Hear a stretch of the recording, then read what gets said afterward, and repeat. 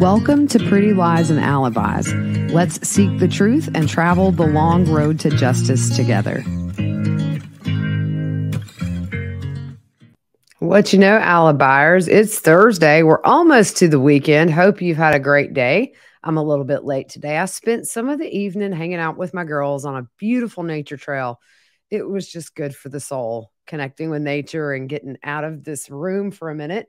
So if you didn't see my YouTube short, you should go subscribe. By the way, I do shorts a lot now because I found when you want to say something in a minute and a half, it's really handy. So go subscribe and be sure to like the videos. It helps promote the channel for people who like true crime. So I appreciate it. This morning, the Wagner trial was delayed. About 2:15 or so, a juror asked for 10 minutes, and then it turned into 30. And we've seen this before. Somebody wasn't feeling too hot. So testimony should resume at 9 o'clock tomorrow. They started doing the crime scene at Dana Roden's house where Dana, Little Chris, and Hannah Mae were murdered. And so hopefully the juror's okay. Things happen. Got 12 people sitting there. Sometimes things go wrong. So I will not do an episode tomorrow, though. We are having the service for my uncle tomorrow afternoon. So I'm going to make that a family day, and I should pick back up on Saturday with that last episode to get ready for the next week. But I have to tell you guys a funny story because my Uncle Robbie was hilarious. I mean, like if he was in the room, you were laughing the whole time. And so they're literally waiting on hospice to come pick him up. And he had kind of been out of it all day, not really responding. So my cousin Charlie lays down and, kind of bends down and says, "Dad, it's okay. You can go. We'll be okay." All of a sudden, my Uncle Robbie said something. He said, "Well, I'm trying."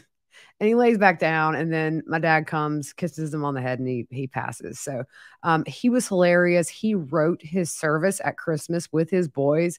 So if I know him, it will not be a sad thing at all, although we are still very sad. Okay, so check this out. I have this new little thing, right? So this helps me transition scenes here. And if it messes up, I'm so sorry, but I'm super excited to have it. Also, behind me, I'm adding to my wall, but I realize now I've got to get it's always opposite, bigger pictures. So back, I have Gannon and Victoria Rose. I have Orrin and Orson West, and then I've added Gabby Petito, but I'm going to get a big poster with all them combined on there. It's my honor wall. Not my victim wall. Somebody on YouTube had a good point. It is an honor wall, not a victim wall. Okay, so before we get started, I want to show you guys, I'm not sure if you know it yet, but my shop is up and running, a new merchandise. You guys have asked for some really specific things. So I have designed some stuff. And the link to the store is in my link tree. I'll put that in the episode description. So here we have Let's Seek the Truth and Travel the Long Road to Justice Together. I think I have a close-up of that one. Then there's Seeking Truth and Traveling the Long Road to Justice with Pretty Lies and Alibis. Have a Sherlock shirt. Your hippie girl here. Had to get some tie-dye in there. Got hoodies. I've really tried to keep the cost down because I know when I want merch, I don't want to have to pay $50 for a hoodie. So I really have tried to find places that are reasonable. And so go check it out. I'll put the link in the description. There's just a little bit for everybody. So I'm really excited to have that up and running, and I will be adding to it. I've got some more ideas brewing in there. Okay.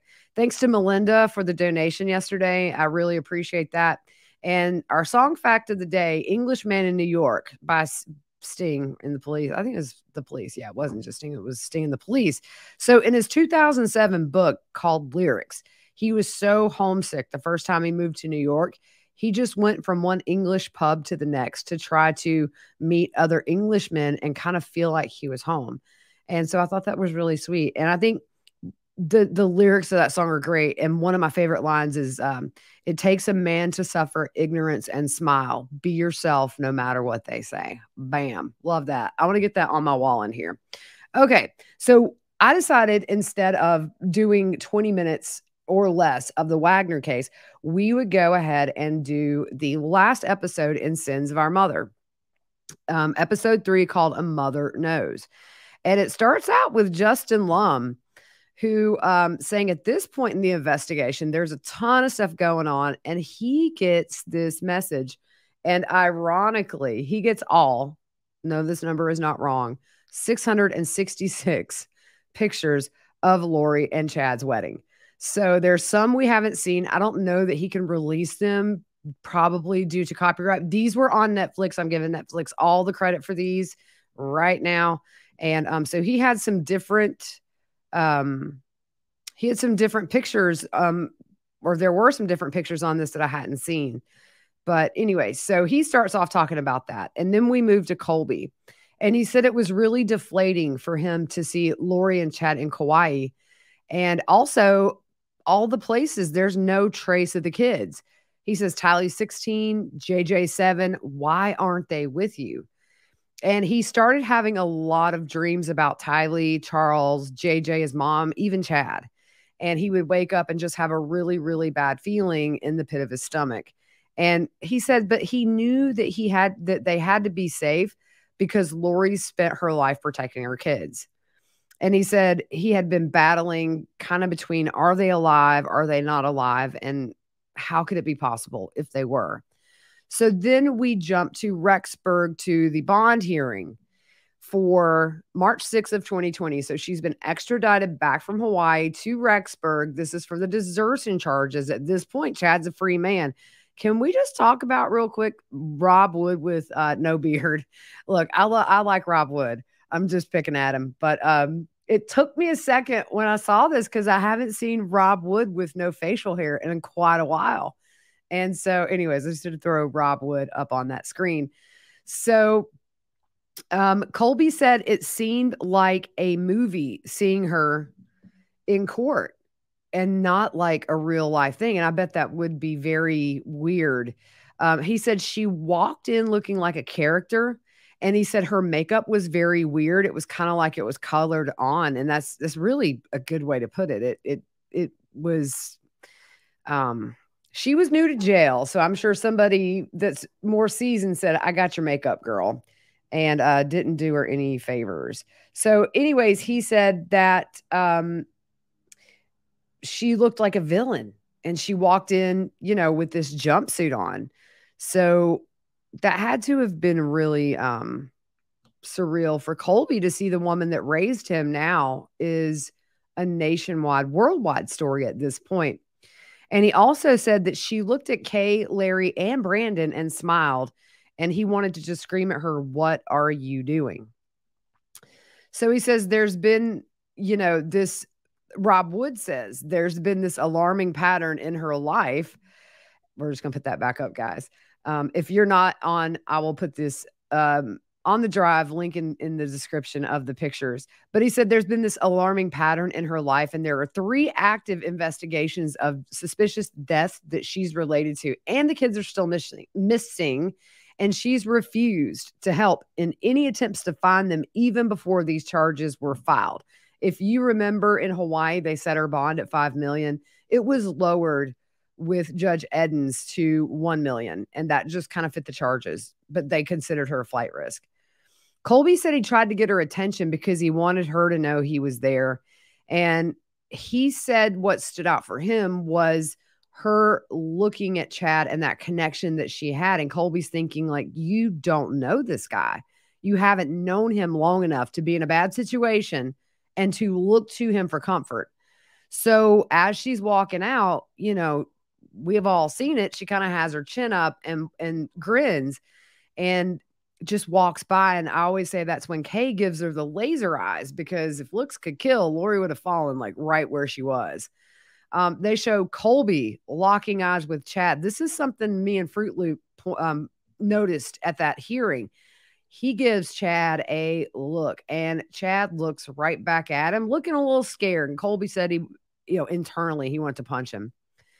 So they show footage of Chad leaving that hearing. If you remember, they took him out like a side door, like a private exit. They should have walked him out the front steps with the press and everybody. And people are surrounding the car. I saw Justin Lum with his cell phone saying, where are the kids, Chad?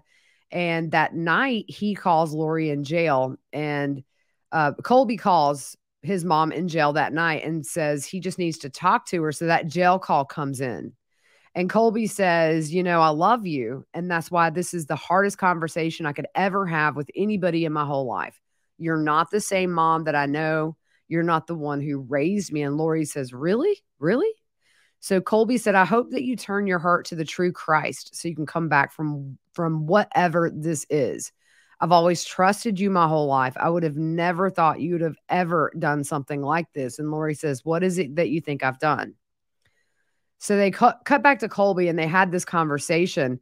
And Lori said, Colby said Lori started bringing up Abraham and Isaac. And so the story with that is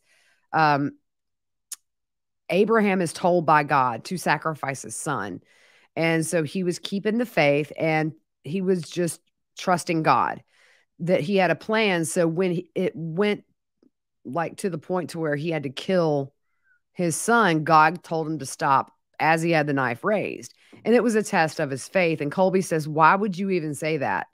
You know, I'm asking every day about JJ and Tylee. And I'd never heard that. Okay, so the Abraham and Isaac story is kind of foreign to me. I didn't really know it until this. But you wonder, like, why was she bringing that in? I mean, it's part of this whole, wackadoodle religious stuff. Not like Abraham and Isaac, but like what they believed. Somehow she integrated it into murdering her kids, I guess. He said she would tell him every day that the kids were fine. So that gave him a little bit of hope that maybe they were okay. And then Janice comes in and she thought there was a chance they could be in different places or she had somebody take care of them for a while. And she said the first time Lori called her from jail, she said the kids were fine. And she said, you know what kind of mom I am. I wouldn't hurt them and they're in a very safe place. So Janice said, I didn't think they were missing. I thought Lori knew where they are. And so I felt like it's important to tell the truth about our family. So then they cut to that interview we just talked about on the Mega series not too long ago in May of 2020 with Morgan Lowe. And Summer said, there's no way she did anything to them. There's just no way. And Janice says, we really think she did nothing wrong. And Colby said he's not sure why they wanted to do interviews. He thought it was dumb to say anything at that point. Why are you supporting her? And there's something wrong. And he thought it was a bad move to defend her, given the situation at that point that she had been arrested and the kids were still missing. So it goes back to Janice on that interview. And she says, I have faith she's doing the best she knows how for her children. April Raymond said it was really hard for her to watch that because she felt like it was a lot of denial and just not grasping that reality that the kids are missing. And she couldn't tell if it was denial or more damage control. And I think at the time we all just thought it blew our minds that people that do, are interested in true crime or true crime podcasters, you kind of unfortunately know how the story goes when you don't hear from teenagers for a very long time. The chances of them being okay are slim to none. But I know Fruit Loop and I both went back and forth. There were times where I told her these kids are not alive. And she'd say, I really think they're just in some kind of occult thing and they're hidden. And, but unfortunately, you guys know we started this podcast the day they found the bodies. So back to it, Morgan Lowe asked, do you think she's in a cult? And Janice and Summer both say no. And so Morgan asks, do you think Chad brainwashed her? And Janice laughs out loud and says, no, he couldn't do it. It's not possible. And Janice says something that's very profound. She says, but they were right. We were wrong. This is in the present tense. And I think it's important to acknowledge that she did admit that they were wrong. She definitely has done a lot of wrong things. I think the biggest thing for me is how everybody treated Charles after January of 2019. Man, I mean, just that poor man had nobody but Adam. And I just really feel like to talk about him now, it's just, you didn't help him when he needed you. So that's my issue when it comes to anybody talking about Charles. Even if Lori said he's cheated, she has a history. And adults get the other side. That's my whole point. Everybody in that situation, other than Tylee, who was with her mom, was an adult and could have said, hey, Charles, look, let me hear you out. Nobody gave him that chance. They blocked him. So Justin comes on and says that they get into Lori's iCloud and they find the photo of JJ, Tylee, and Alex at Yellowstone, which was taken September 8th, 2019. Then they cut to a news story where the FBI was asking anybody who was in the park that day to please look through your photos and videos. And if you see anything helpful, to send it in, because they were thinking maybe something had happened. You know, the theory for a long time was something happened in Yellowstone. Fruit Loop and I watched 4 hours right in front of Old Faithful, and we saw the green jacket. And I don't know if I think she turned that tip in, I believe. And then we find, that a lot of people saw that green jacket. So they show Alex's truck and say they were traveling in that. Justin said when Alex died, obviously a big piece of evidence died, but they had a cell phone. And then he explains, how they used those cell phone pings to trace his steps to Chad's the day after both the kids were last seen. And then they show that text to Tammy about the raccoon. And then they jump over to June 9th, 2020, the helicopter footage with our buddy Nate Eaton on there going over the home. And he's just calling things as he sees it. There's police. He shows the blue tarps. Then they play that tape of Chad calling Lori when the search is going on. Lori says, "Hi, babe." And Chad says, "Hello, Lori." Except he sounded more nervous. She said, "Are you okay?" He said, "No, they're searching the property." Lori said, "The house right now?" Chad said, "Yeah, so Mark Means will be talking to you. They're out on the property." Lori says, "Okay, what, are they in the house?" And Chad said, "No, they're out on the property." See, right there, 5 times. "Oh, are they in the house?" They're on the property. Let you know, without them saying it, they knew what was up that day. So Lori says, "Are they seizing stuff again?" And Chad said, "They're searching. There's a search warrant." And Lori says, "Okay." So Chad said, "So yeah, saw you tried to pull up a call. I'm glad you called." Lori said, "Yeah." Chad said, "So we'll see what transpires." Lori says, "Okay, what do you want me to do? Pray?" And Chad said, "What?" Lori said, "What do you want me to?" And Chad said, "No, I'm sorry." Lori says, "Okay, what can I do for you?" And Chad said, "I'm feeling pretty calm. I would call Mark, though. Can you just talk with him?" And Lori says, "Have you talked with him?" And Chad said, "I've tried to call him since." Lori interrupts, so he knows what they're doing. And Chad says, "Yeah, looks like I've got a call from somebody I need to talk to, honey. I love you so much." Lori says, "Okay, I love you. Should I try and call you later?" And Chad's like, I don't know. You can try. I'll answer if I can. I love you, and we'll talk soon." Lori says, "Okay." Chad says, "I love you. I love you. I love you. I love you. Bye." So to me, that's going to come in the trial as well. Are they in the house? No, they're on the property. Also, we know as soon as they found where JJ was, what does Chad do? He gets the heck out of Dodge, punches the gas on his car, followed by marked police cars, and we know he gets arrested. So he knew what was going on. A witness said they saw his car take off and marked police cars went after him with lights and sirens. So Colby's back on, and he said the FBI called him and said they arrested Chad and they have found human remains on his property. And Colby said he could have just died right there. And he said he was asking the FBI agent, is it a little skeleton, a little person? Is it a teenager? Do you know? And the agent did not know yet. They show a clip where an officer is giving a press conference saying that human remains were discovered and an autopsy would be done to confirm the identity, and also that Chad had been arrested. Colby said it was just horrible to know there were human remains, and he really did not want to know if it was them. He says you rationalize and you try to protect yourself from being hurt, but in his heart, he knew it was Tylee and JJ. So they cut to a news report with Justin Lum from Fox 10 Phoenix, saying that he got a call from Kay Woodcock that morning, and she was holding back tears and told him that one set of the remains were JJ's. And then a couple of hours later, family confirms the second set of remains were Tylee's. They show Larry in front of the house, and he is talking to a news crew, and he just can't get through it. This is shortly after they find the bodies, because if you look, there's still a police car there. It may have been a day or two after. They didn't give a date. But he just can't talk. And just he's crying, and it just broke my heart all over again to see him like that. So they go back to Janice, and she said it was horrible. It was an awful realization. I said I knew Lori couldn't hurt her kids, and I was wrong. And those two beautiful, talented, loving, generous kids had so much to offer and experience. I can't think about them without crying. And then they have Tylee's beautiful best friend on. She's crying, saying she was just angry that this was real.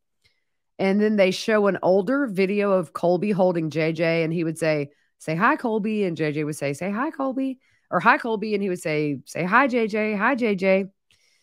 And Colby said he just misses JJ and Tylee, and it's hard to talk about him.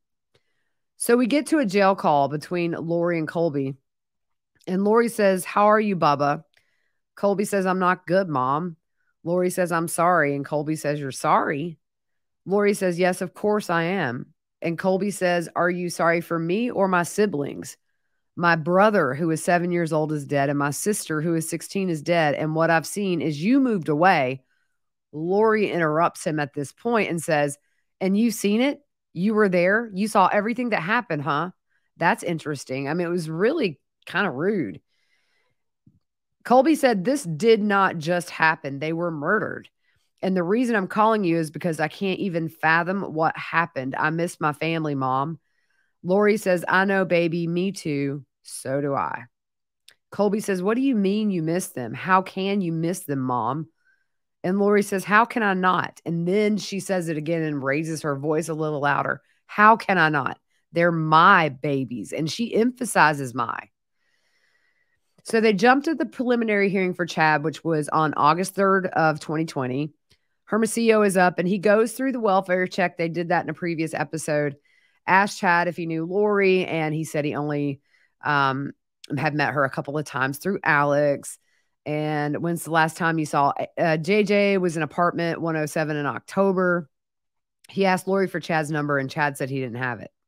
So he asked again, and then Chad gave the detective the phone number. And when asked why he didn't give it the first time, he said he felt Hermosillo was accusing him of something. He also forgot to mention that he had a bad case of diabetes there for a minute, lying about not knowing her.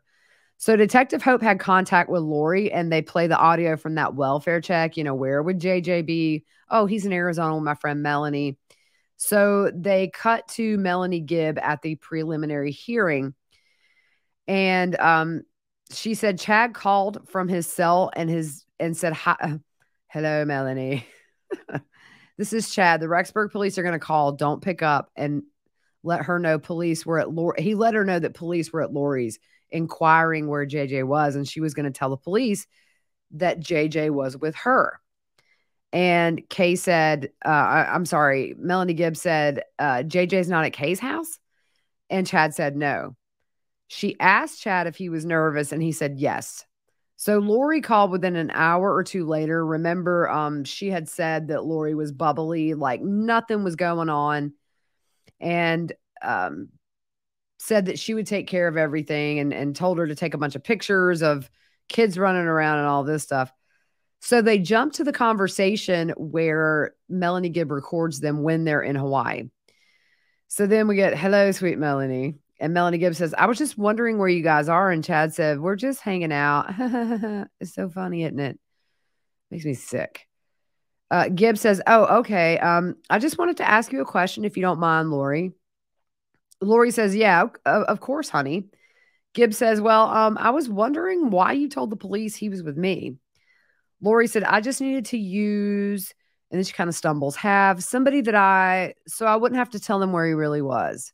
And Gibb says, "You can understand my concern, correct? I'm sharing what I feel for you because I know your salvation is in trouble for what you've done. I mean, Tammy dies, and then your husband died, and then JJ's missing. It doesn't sound like God's plan to me." Lori says, "Well, I'm sorry you feel that way. I love you so much." That love bombing. Maybe if she tells her she loves her so much, Gibb will be like, "Oh, okay." Gibb says, "I appreciate those words, but if you really loved me, you wouldn't have told the police I had JJ with me. That's not what a friend does. I mean, you had to think of my welfare if you loved me." Lori says, "This doesn't sound like you. It sounds like you're being influenced by somebody who's dark. I'm sorry you're friends with all those who are against me. Joseph Smith's friends turned against him, and Gibbs said, I'm not friends with the people that are against you. Lori said, well, you're friends with Dave, and he's apparently, we feel Dave's influence on you. I can feel that for sure.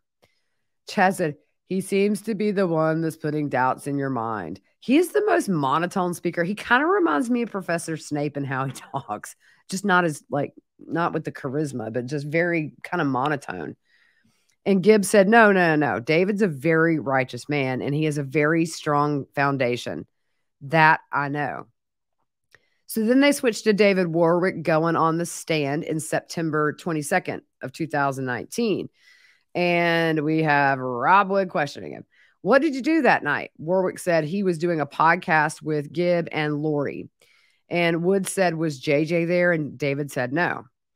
Wood said, did you talk to Lori about JJ? And David said, I did. And she said he was being a zombie, climbed up on top of the fridge, on top of the cabinets, smashed her picture of Christ down, and climbed on the upper cabinets in between the top of the cabinets and the ceiling. So then Tylee's Aunt Annie comes in and said that JJ has autism, and he says things on repeat. And she got emotional saying this, and she said, I thought if JJ heard something and got caught in a cycle of saying something, that could have made him a liability. So then we go back to David. He's still on the stand, and he said, I asked to see JJ, and she said he was out of control, so she had Alex to come get him. He did see him later that night when Alex brought him home to put him to bed, and Justin's back on, Justin Lum, and says David saw JJ with his head on Alex's shoulder and saw that as a tender moment, and it was peaceful. And that was when he last saw JJ. They bring Annie back in, and she said she believes when Alex brought JJ in at that point, he was already deceased. So back to the preliminary, the intelligence analysis for Tammy's cell phone comes on, and they pull up that copy of the text message between Tammy and Chad on the morning that Tylee was buried on the property, 11:53 a.m. This is 14 minutes, by the way, after Alex leaves. He's probably, I think, at Del Taco at this point. Well, I've had an interesting morning. I felt I should burn all the limb debris by the fire pit before it got too soaked by the coming storms. While I did so, I spotted a big raccoon along the fence. I hurried and got my gun, and he was still walking along. I got close enough that one shot did the trick. He's now in our pet cemetery. Fun times. Well, Tammy, they didn't put the whole text in there, but we're going to go through it. And so at 11:56, Chad texts Tammy, got a shower now and then go right for a while at BYU. Love you. 2:47, almost 3 hours later, Tammy responds to Chad, good for you. And at 2:48, a minute later, Chad responds, I'm back home now. So the date of that text about the pet cemetery caught the attention of this FBI analysis. And Justin said they talk about the months that investigators across how many states, y'all? Hawaii, Arizona, Idaho. You're looking in Yellowstone. It's so many things. And they were both killed within a month of moving to Rexburg and were in Chad's backyard the whole time. I mean, Tylee wasn't there a week. So Steve Daniels was the senior team leader for the FBI based on the text message. He said based on the text message, they knew there was a pet cemetery. And if you guys remember, they went to Tammy Daybell's sister with an overhead shot of the property and said, do you know of a pet cemetery? And she said, yeah. And she pointed right to it. So Tammy's sister was instrumental in confirming the location of that pet cemetery where we know Tylee's remains were what they call partially buried. At JJ's burial site, once they removed some soil, they didn't go through the whole testimony he gave. He went through every phase until he actually could see it was JJ. But ultimately, he saw a child in red PJs, which is the same ones that were seen in a photo on the last day he's alive. It's on the couch. If you remember, he's playing with a cup and like a string. And Hermosillo recognized that was JJ when they uncovered him. And Colby said it's not even human to take your own two kids and do what they did. And so they kind of jump around at this point, court-wise. Lori waives her right for the preliminary hearing, and then it goes into the mental incompetency. And then they talk about halting the proceedings for her. Chad pled not guilty August 21st of 2020. So when they're asking him, he's like, not guilty. So he does sound like, say, not guilty. I mean, he had like so many charges. So they go back to Colby and Lori on a call, and he says, I can't tell you the level of suffering I've had to go through, and I'm talking the brink of my life because of your decisions. And Lori says, well, I'm definitely sorry about that. I never meant to cause you any pain of any sort, of any kind. I never wanted to. And Colby says, well, I'm not the victim. And Lori says, well, I'm sorry you don't really fully understand the situation. So Colby says, why weren't my siblings protected if it wasn't you? If you didn't do anything wrong, why were they murdered?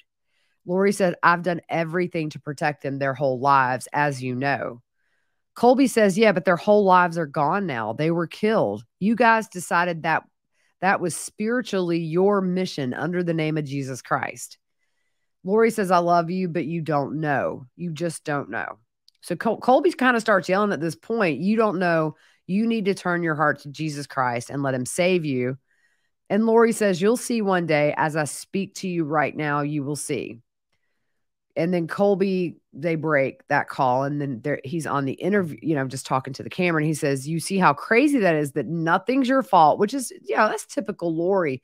Nothing's ever been her fault. Her divorce with Joe Ryan wasn't her fault. Her divorce with Charles wasn't her fault. He was cheating, which we know was hogwash. Nothing's ever her fault. But Colby says, you did nothing wrong. You have no idea what happened.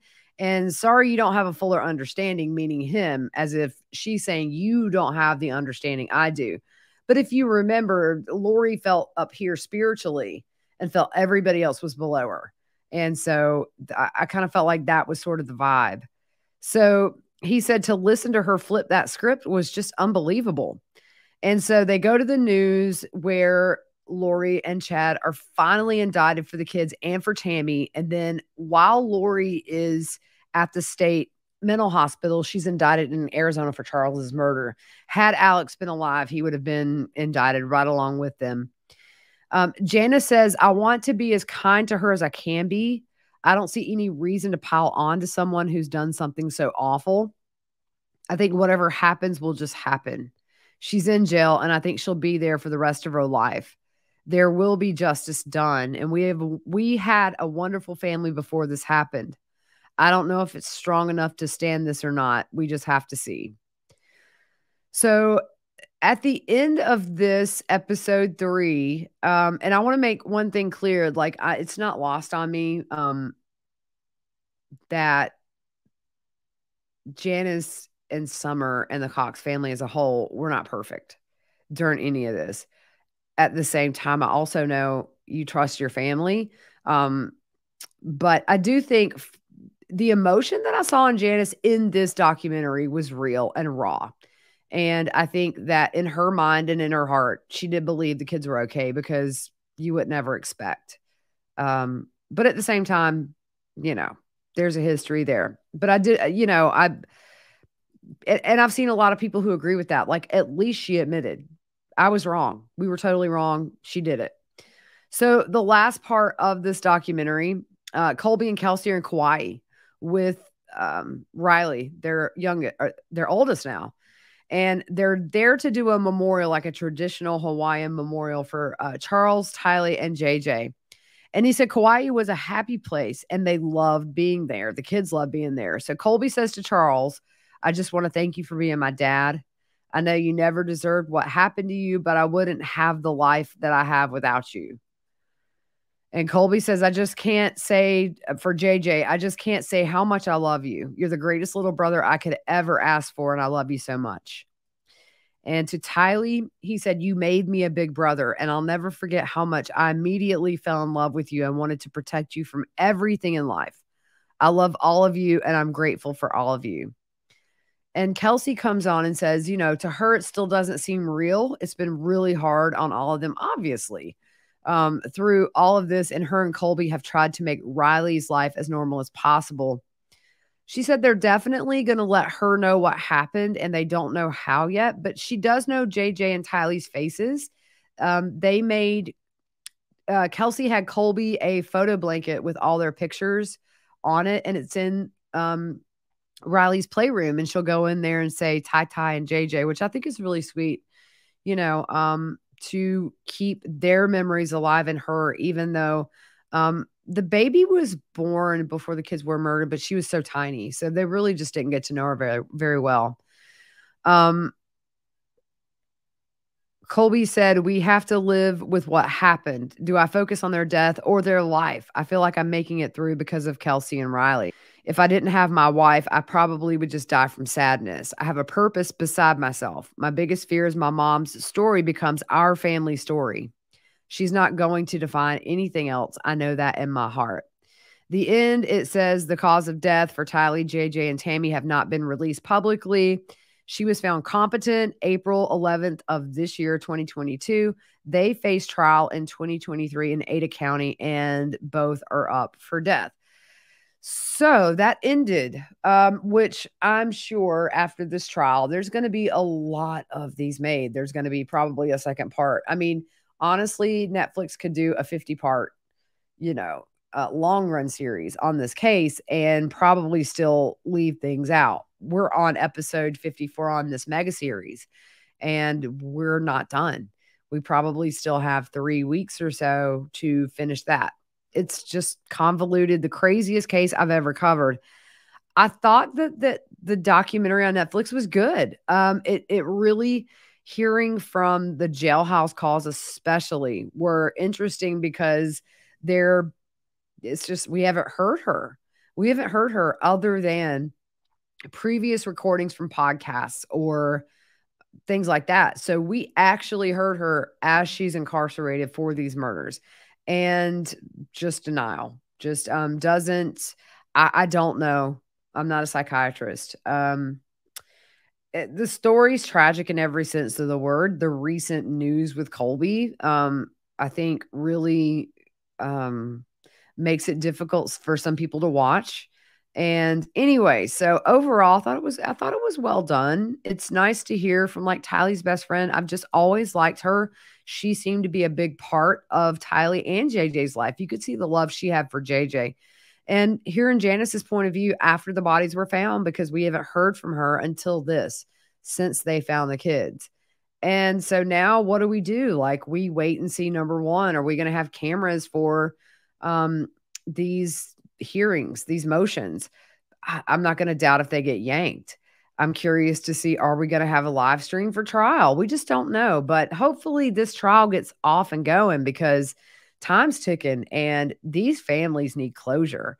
They need justice, and they need to be able to bury these children and give them the peace, put them finally at rest for good, and then build on their memory and do things in their honor and keep their memory alive with the younger kids. And, but most of all right now, this needs to get started and get finished. So anyways, I wanted to do this for everybody who doesn't have Netflix, and a lot of people don't. So I hope you've enjoyed it. I enjoyed watching it. I'm actually going to rewatch at some point, because I was just stopping and starting the whole time writing notes for this. So I'd like to just sit down and actually watch the whole thing. But anyways, all right, guys. Well, that's kind of it for tonight. And we will see you likely on Saturday with tomorrow's testimony in the Wagner case. And yeah, so check me out, social media, like and subscribe the video, and you can hit that little bell and get notifications if I put up a short or anything. If there's a little piece of news like the Melanese being charged with the tampering of the computer, wasn't enough for a full episode, did that in a short. So make sure you subscribe. If you look, we are over 9,025 subscribers on YouTube, and I'm just blown away. So you guys rock so much. All right, have a good rest of your evening, and we'll see you on Saturday.